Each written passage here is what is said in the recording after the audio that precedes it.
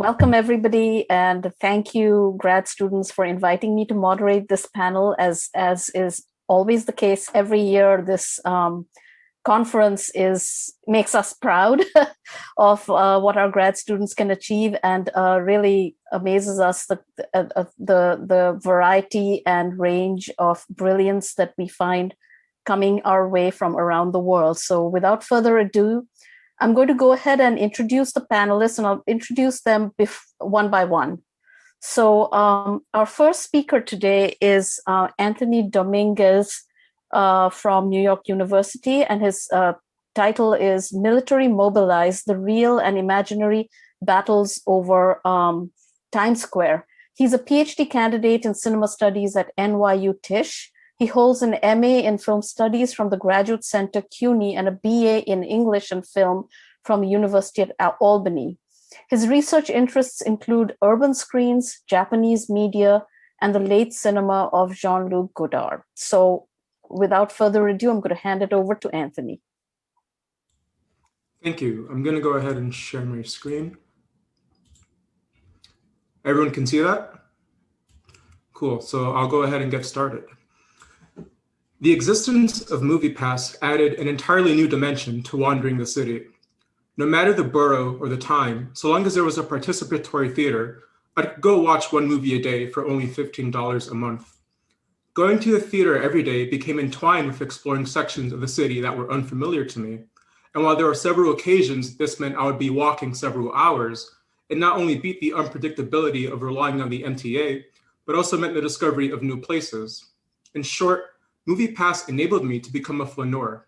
Of course, this also meant that if I particularly liked a movie, I could watch it multiple times at no additional cost. When Blade Runner 2049 was released, I watched it 3 different times at 3 different locations: AMC Lincoln Square 13 on 66th Street and Broadway, Quad Cinema on 13th Street between 5th and 6th Avenue, and finally, AMC Empire 25 on 42nd Street between Fashion Avenue and 8th Avenue, smack dab in Times Square.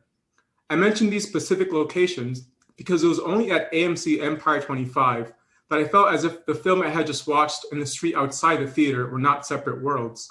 Times Square lacked flying cars and cyborgs, but the broader strokes were still there. I stepped out of Empire 25 into a sheet of heavy rain. Fog swallowed the top half of every nearby skyscraper.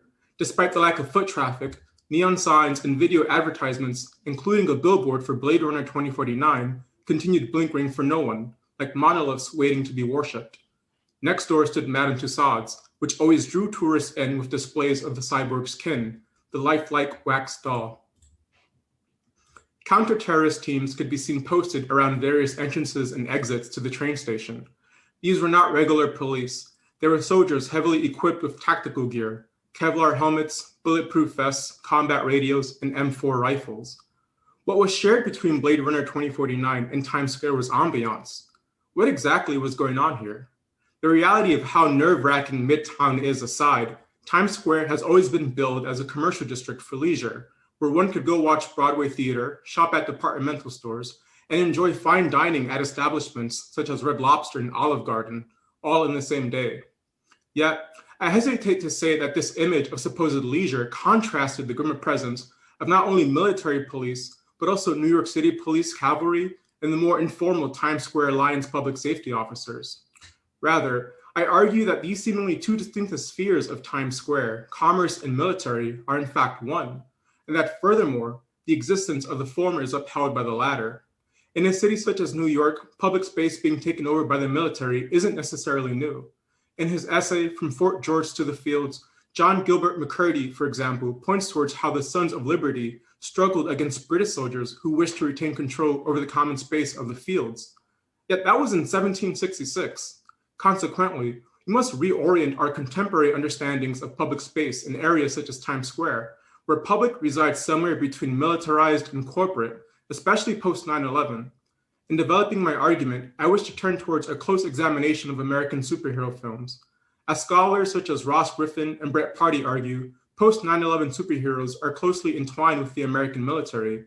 The Avengers participate in narratives where although cities are destroyed, not only are the alien invaders soundly defeated, but no civilian dies in the process, thus rewriting the events of 9/11. It is within this framework that superheroes must be considered in. When the Avengers assemble to combat alien forces in Midtown Manhattan, you must ask, what are they really defending if not one of the city's most important commercial districts? Yet, it is one of the more innocuous superhero films that directly point towards Midtown's intersection of military might and commercial interests. In Sam Raimi's Spider-Man, Times Square becomes a center for a corporate-sponsored celebration dubbed World Unity Day. The festivities are cut short, however, when the Green Goblin, sporting stolen military equipment, arrives and begins to wreak havoc.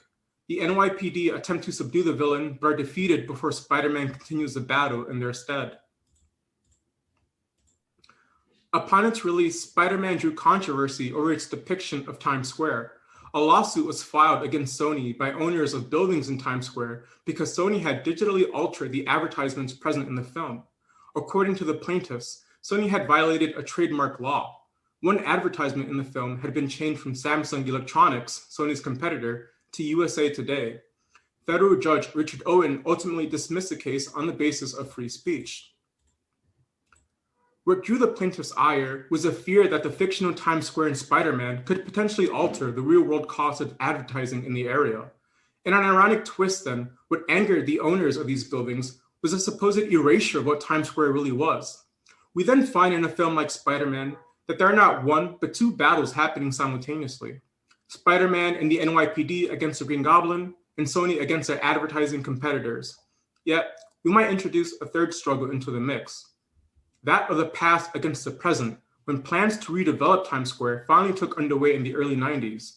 Corporations such as Morgan Stanley, AMC, and of course, Walt Disney began investing in the neighborhood, purchasing old theaters and buildings.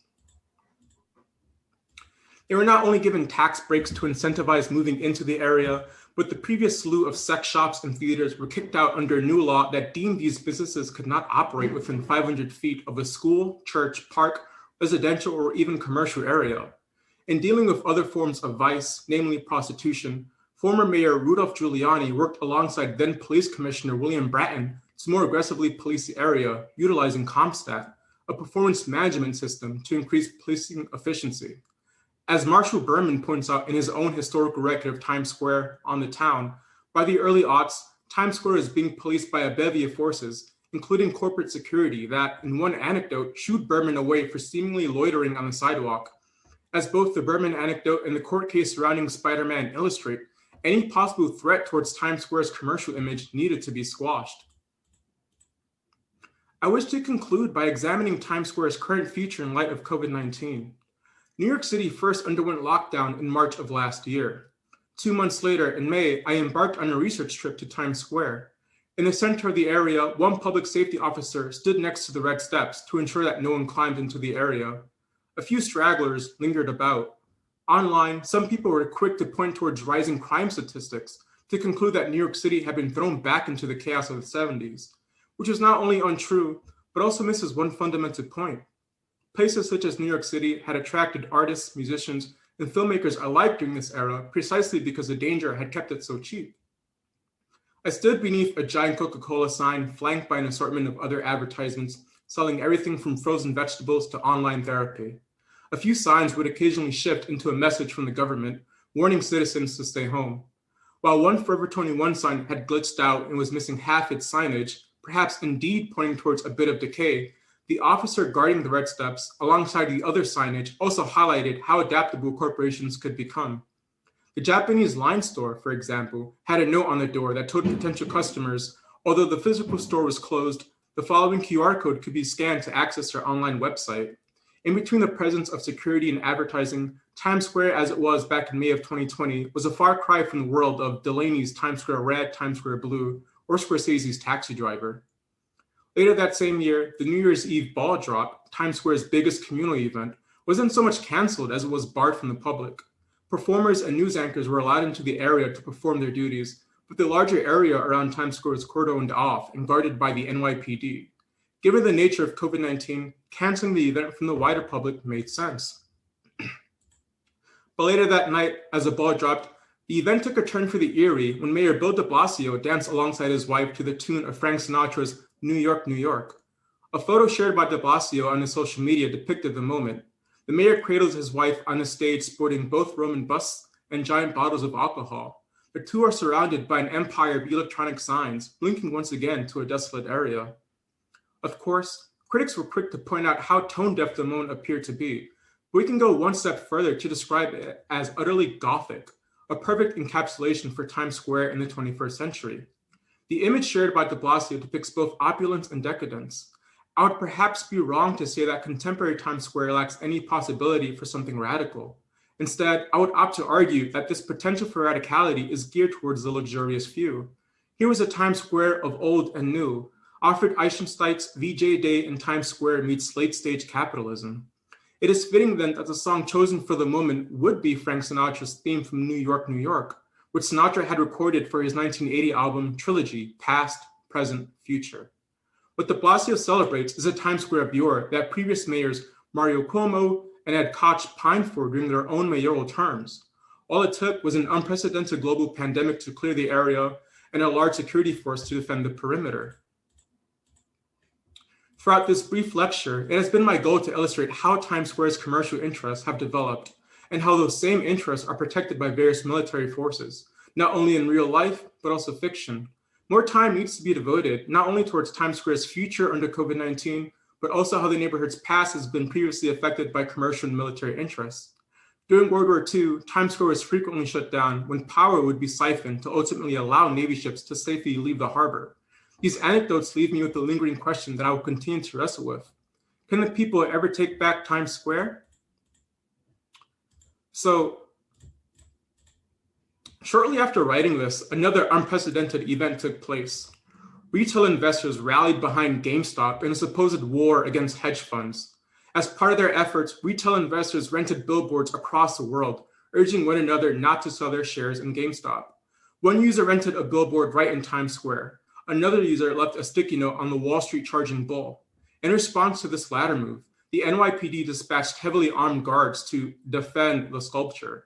Of course, Wall Street has its own more recent history regarding militarization, when in 2011, protesters occupied Zuccotti Park and eventually clashed with riot squads who were ordered to clear the area. The recent move by the NYPD in even tweeting a photo that the sculpture would be defended falls in line with the city's efforts to curb the use of public space as a form of critique. While the use of the billboard may seem radical, the David versus Goliath narrative behind the GameStop frenzy must also be questioned. While true that corporations such as Citadel and its subsidiary, Melvin Capital, had much to lose, other companies, such as BlackRock, one of the three biggest index funds, equally had as much to gain in the rally behind GameStop. Be it Sony, Samsung, Bill de Blasio, or giant hedge funds, what we are ultimately left with are narratives centered on Goliath versus Goliath. Thank you.